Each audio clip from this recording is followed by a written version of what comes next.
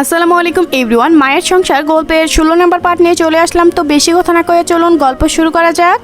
তাই খামাখা বৃষ্টিকে দুষ করবেন না। মুহূর্তে আরিয়ান দুজনের মাঝে দূরত্ব ঘুচিয়ে দিয়ে নিতু ওনার এক অংশ নিয়ে খুব আস্তে নিতুর মুখে পড়ে থাকা বৃষ্টির ক্ষুদ্র ক্ষুদ্র কণাগুলো মুছে দিল।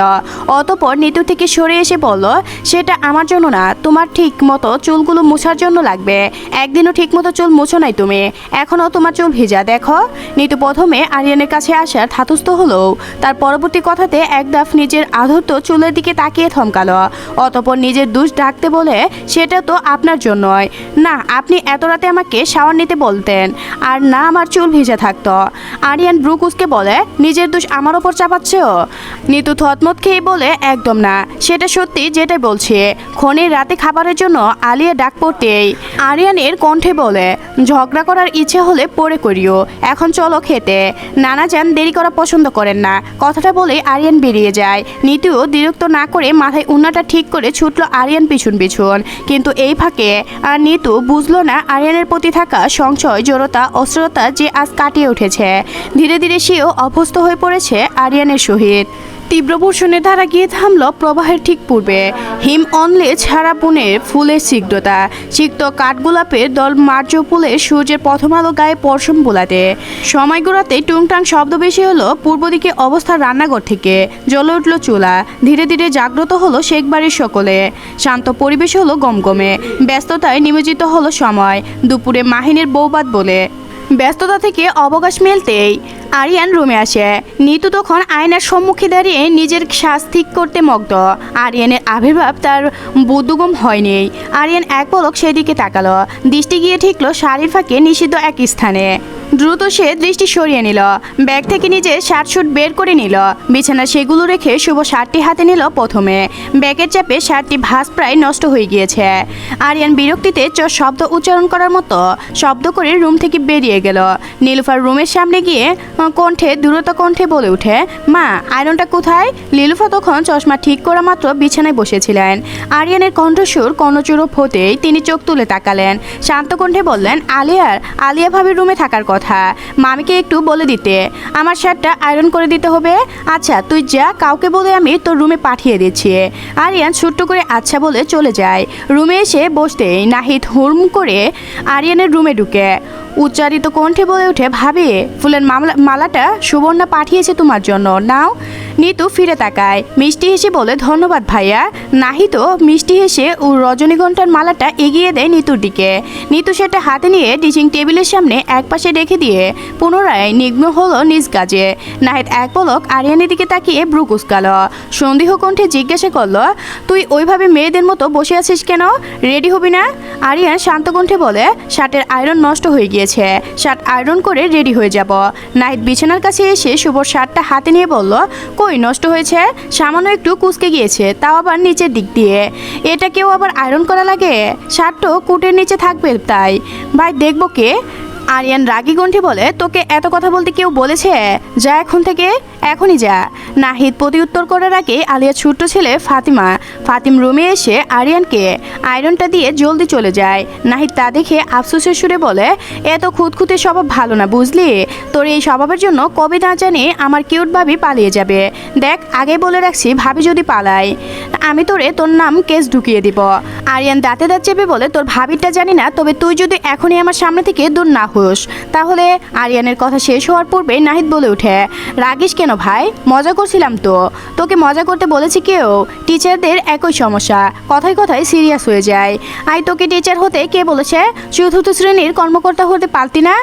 আরিয়ান চুর গলায় বলে ওঠে, যাবি তুই? নাহিদ দ্রুত পায়ে দরজার দিকে যেতে যেতে বলে, যাচ্ছে। নাহিদ যেতেই আরিয়ান শব্দ করে দরজাটা লাগিয়ে দেয়। এদিকে দুই ভাইয়ের কাণ্ড দেখে নিতু ঠোঁট চেপে হাসছে। আরিয়ান ঘুরে নিতুর দিকে তাকাতে নিতু বলে ওঠে, দেন আমি আয়রন করে দিচ্ছি, দরকার নেই হাতে লাগিয়ে ফেলবে তুমি, আমি করে নিচ্ছি। নিতু অনাকণ্ঠে বলে ওঠে, হ্যাঁ কিছু হবে না, দেন আমায় করে দিচ্ছি। আরিয়ান ভরাট কণ্ঠে বলে, নিতু, না করছি না আমি। আরিয়ানের ভরা কণ্ঠের পৃষ্ঠে দমে গেল নিতু। হতাশজনক নিঃশ্বাস ফেলে নিজের কাজ করলো। ওয়াশরুম থেকে একেবারে তৈরি হয়ে বের হলো আরিয়ান। বিছানার সামনে দাঁড়িয়ে বা হাতের বোতামটা লাগাতে লাগাতে পূর্ণ দৃষ্টিতে তাকালো সামনে। নিতু এক মনে নিজের খোপার রজনীগন্ধা মালা গাঁথতে ব্যস্ত। অনেকক্ষণ ধরে চেষ্টা চালাচ্ছে, কিন্তু পাচ্ছে না মালাটা সুন্দরভাবে গেঁথে নিতে। তা বারবার ব্যর্থ হচ্ছে। যতবারই সে ব্যর্থ হচ্ছে ততবারই সে পাতলা ঠোঁট দিয়ে নাড়িয়ে বিড়বিড় করছে। আরিয়ান তা দেখে আনমনে হাসলো। হাতের বোতাম লাগিয়ে নিঃশব্দে এগিয়ে গেল সেদিকে। নিতু সেই পিছনে দাঁড়িয়ে বলে, দাও, আমি সাহায্য করছি। নিতু আয়নার মধ্য দিয়ে আরিয়ানের পানে তাকালো। অভিমানী কণ্ঠে বলল, লাগবে না, আমি পারবো করতে। নিতু অভিমানী বুঝতে পেরে আরিয়ান ঠোঁট কামড়ে হাসে। মধুবিত দূরত্ব ঘুচিয়ে আরিয়ান নিতুর খুব নিকটে এসে দাঁড়ায়। নিতুর হাত থেকে ইয়ারপিনগুলো নিয়ে নেয়। তুমি না বললে আমি শুনতে হবে? নিতু উত্তর না করে মাথা নুড়িয়ে দাঁড়ায়। আরিয়ান নিতুর নিকট অনুগত ধারায় ব্যাঘাত ঘটিয়ে বাড়িয়ে দিয়েছে শতগুণ। কণ্ঠনালীতে আটকে পড়ছে কথাগুলো। উত্তর না পেয়ে আরিয়ান পিনগুলোর দিকে তাকিয়ে বলে, এইগুলো লাগাই কিভাবে? আরিয়ানের প্রশ্নে নিতু চোখ তুলে তাকায়। জিহ্বা দিয়ে ঠোঁট ভিজিয়ে কোনো মতে শব্দ টেনে বের করে কণ্ঠনালীর মধ্য হতে বুঝিয়ে দেয় কীভাবে হেয়ার পেনগুলো লাগাতে হয়। আরিয়ান নির্দিষ্টগুলো শুনে বুঝে সব সম্পূর্ণভাবে খোপায় লাগিয়ে দেয়। মাঝে মধ্যে ইচ্ছাকৃত অনিচ্ছাকৃতভাবে আরিয়ানের আঙুল ছুঁয়ে যায় নিতুর গলদেশে। মুহূর্তের ভিতর থেকে কেঁপে ওঠে নিতু। অজানা ভালো লাগা আবৃত্তি মনে হয় চিত্তে। মালা গাঁথা শেষে আরিয়ান নিতুর কাঁধের কাছে মুখ আনতেই তৃপ্ত নিঃশ্বাসের দল আশ্রে পড়ছে নিতুর ঘাড়ে। শাড়ির ওপর দিয়ে আলতো হাতে নিতুর কোমর জড়িয়ে ধরে নিতু কেঁপে ওঠে। আয়নার মধ্য দিয়ে বৃহত্তর নিষ্পাক দৃষ্টি তাকায় আরিয়ানের পানে। আরিয়ান কিঞ্চি এসে নিতুর দ্বিগুণ অবাক করে উষ্ঠ ছোঁয়ায় তার কাঁধে। মিহিজায়ের কণ্ঠে বলে, লাজুকলতা অভিমান নয়। কথাটা কর্ণচুপ হতেই নিতু স্তব্ধ হয়ে যায়। নিঃসহিত মেদুর গালে ছড়ায় নিষিগ্নতা। অভিমানী মন গলে নিষিদ্ধ হয় আকাশে। এই কথার পর কি আদৌ অভিমান থাকার দুঃসাহস করা যায়? কিছুক্ষণ পর সে আসে আরিয়ান। বিছানার অপর থেকে কুট নিয়ে দরজার দিকে যেতে যেতে বলে, তাড়াতাড়ি এসো, বাহিরে অপেক্ষা করছি আমি। চারদিকে কোলাহল। নিতুর মাথা ধরে আসতেই নীরব এক জায়গায় খুঁজে চেয়ার টেনে বসে পড়ে। তৃপ্ত নিঃশ্বাস ফেলে শাড়ির কুচি ঠিক করে নেয়। অতঃপর পাশ ব্যাগ থেকে ফোনটা বের করে ফেসবুক স্ক্রিন করতে থাকে। বেশ কিছুক্ষণ এভাবে চলতে যেতেই হঠাৎই নিতুর ফোন বেজে ওঠে। অপরিচিত নাম্বার থেকে কল আসতেই দেখে ব্রু কিঞ্চিত হয়ে আসে তার। কিছুটা আশঙ্কা নিয়ে কলটা রিসিভ করে সালাম দেয় নিতু। কিয়কাল নীরবতা অতিবাহিত হয়ে পাশের থেকে সালামের উত্তর আসে। সে সাথে একটি প্রশ্ন, আমার নাম্বার সেভ করুনি এখনো? কণ্ঠস্বরের মালিককে শনাক্ত করতে পেরে নিতু অভিব্যক্তি বিব্রত হয়ে ওঠে। শুকনো গলার ডুব গিলে বলে, ভুলে গিয়েছিলাম। অপর পাশ থেকে আরিয়ান তৃপ্ত নিঃশ্বাস ফেলে বলে, কোথায় তুমি? বাদিকে আছি। মাথা ধরছিল তাই নিরিবিলি জায়গা দেখে এইখানে এসে বসেছে। আরিয়ান উগ্ধ কণ্ঠে জিজ্ঞাসা করে, ঠিক আছো তুমি? হ্যাঁ, এখন ঠিক আছে, চিন্তা করার বিষয় নেই। আচ্ছা, তুমি থাকো, আমি আসছে। নিতু আচ্ছা বলে কান থেকে ফোনটা নামিয়ে নেয়। ফোনটা কাটার জন্য আঙুল স্ক্রিনে ছোঁয়ার আগেই পাশ থেকে একজন বলে ওঠে, এক্সকিউজ মিস। নিতু চোখ তুলে তাকায়। জি। হাস্যজল মুখর্ষ অধিকারী এক ছেলে বলে ওঠে, আপনার সাথে কিছু কথা বলার ছিল। বলুন, আগে পাশে বসি, তারপর না হয় বলি। নিতু ইতস্তত করল। ছেলেটা উত্তর পাওয়ার অপেক্ষা না করেই বসে পড়ল। নিতু তা দেখে নিজের সিট ছেড়ে এক সিট পিছিয়ে বসল। ছেলেটা তা দেখে হেসে বলল, আমি দেখতে কিন্তু এতটা খারাপ না যে আপনাকে আমাকে ভয় পেয়ে পিছিয়ে যেতে হবে। নিতু ব্রুকুসকে তাকালো ছেলেটার দিকে। ছেলেটা চমকা হাসি দিয়ে দিয়ে বলল, জানি আমি কিছুটা অদ্ভুত টাইপ, কিন্তু খারাপ নয়। নিতু কোনো রকম ভনিতা না করে জিজ্ঞাসা করে, আমার সাথে আপনার কেন যেন কথা ছিল তো, তবে এখন বলতে ইচ্ছা করছে না। নিতু বিরক্তিকর দৃষ্টিতে তাকিয়ে বলে, যেহেতু ইচ্ছা করছে না সেহেতু এখান থেকে আসতে পারেন। রেগে গেলেন বুঝি? আচ্ছা, ভনিতা করছি না, আর সোজা পয়েন্টে আসি। আপনাকে কয়েক ধরে নোটিস করছিলাম। বলতে পুরো বিয়েতে আমি আপনাকেই দেখে গিয়েছি। যতটুকু বুঝেছি আপনার প্রতি আমি কিছু ফিল করি, কিন্তু সেটা কীরকম ঠিক জানি না।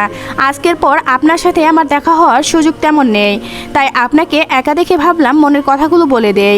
কথাগুলো লম্বা নিঃশ্বাস ফেললো ছেলেটা। অতঃপর নিতুর চোখে চোখ রেখে বলল, আই লাইক ইউ। নিতু কাট কাট গলায় বলে, আর কতজনকে এইভাবে কথা বলেছিলেন? ছেলেটা অবাক হয়ে বলে, কতজন মানে? আপনাকেই প্রথম বলছি। নিতু বিরক্তি কণ্ঠে বলে, চেনা নেই জানা নেই হুট করে কাউকে বললেই হলো আই লাইক ইউ?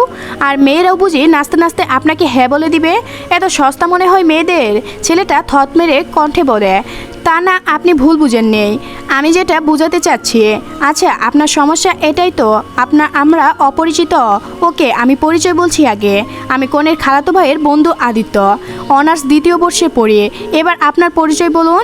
নিতু কিছু বলতে যাবে তার আগেই পিছন থেকে আরিয়ানের কণ্ঠ ভেসে আসে।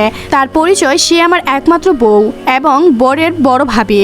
কথাটা শুনে নিতু আর আদিত্য দুজনের পিছনে ঘুরে তাকায়। আরিয়ান কান থেকে ফোনটা নামিয়ে কল কেটে এগিয়ে এসে নিতুর হাত ধরে টেনে উঠিয়ে বলে, প্লাস ও তোমার সিনিয়র, ভুল জায়গায় ট্রাই মারছো ব্রাদার। আরিয়ানের কথায় আদিত্যের মুখ হা হয়ে আসে। সে বিষণ্ণ একবার নিতুর দিকে তাকায়, আরেকবার আরিয়ানের দিকে। এরপর কোনো মতে উঠে আরিয়ানের দিকে তাকিয়ে বলে, সরি ভাইয়া, আসলে বুঝতে পারিনি। কথাটা বলে আদিত্য দ্রুত কেটে পড়ে। আরিয়ান এক পলক সেদিকে তাকিয়ে নিতুর দিকে তাকায়। নিতু আড়ষ্ট হয়ে দাঁড়িয়ে মিনমিন কণ্ঠে জিজ্ঞাসা করে, কি এইভাবে তাকিয়ে আছেন কেন? ভাবছি আমার সামনে বিড়ালের মতো থাকা মেয়েটা আসলে ভিজা বিড়াল নয় তো? নিতু থতমত দৃষ্টিতে তাকায়, অস্পষ্ট সুরে বলে, তেমন কিছু না। কথাটা বলে দ্রুত দৃষ্টি নামায় সে জানে সকলের নিকট কঠোর হলেও আরিয়ানের সম্মুখে সে কঠোর হতে পারে না, চেয়ে থাকাও খই ফুটাতে পারে না। লজ্জায় আবিতৃত এবং অন্যরকম অনুভূতি শিহরণে জর্জিত থাকে। কিন্তু এটাই কি তার অস্বীকার করা যায়?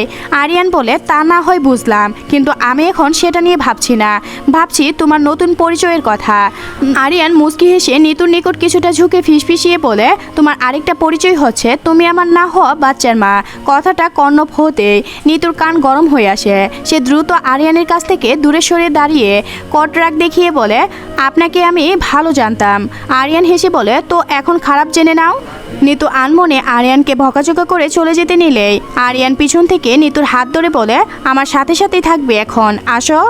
আজকের গল্পটি এ পর্যন্ত শেষ হয়ে গেল। পরবর্তী পার্ট পেতে অবশ্যই চ্যানেলটি সাবস্ক্রাইব করে রাখবেন। ধন্যবাদ সবাইকে, ভালো থাকবেন।